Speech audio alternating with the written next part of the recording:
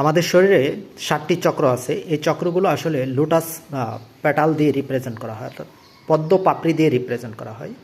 যেমন মূলাধার চক্র 4টি, তারপরে স্বাধিষ্ঠান চক্র 6টি, মণিপুর চক্র 10টি, হার্ট চক্র 12টি, আমাদের থট চক্র 16টি, তারপরে 2টি, তারপরে সহস্রাচার চক্রকে 1000 পাপড়ি দিয়ে রিপ্রেজেন্ট করা হয়।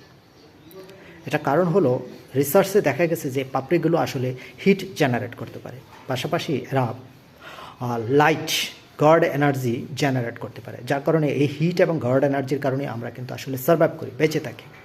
এবং এটা কনসাসনেসকে রিপ্রেজেন্ট করে। লোয়ার চক্রগুলো নিম্ন কনসাসনেসকে রিপ্রেজেন্ট করে, হায়ার চক্রগুলো আসলে যত প্যাটালার পাপড়ির পরিমাণ বাড়বে তত আসলে বেশি বেশি কনসাসনেসকে রিপ্রেজেন্ট করে। হায়ার কনসাসনেস রিপ্রেজেন্ট করে আসলে আমাদের সহস্রাচার চক্র। 1000 পাপড়ি মানে 1000 লেভেলের কনসাসনেস, এনলাইটেন লেভেলের কনসাসনেস, কিংবা আসলে আমাদের টেম্পারেচার গড এনার্জির সাথে কানেকশনে রিপ্রেজেন্ট করে। এই জন্য পাপড়িগুলোতেই রিপ্রেজেন্ট করা হয়।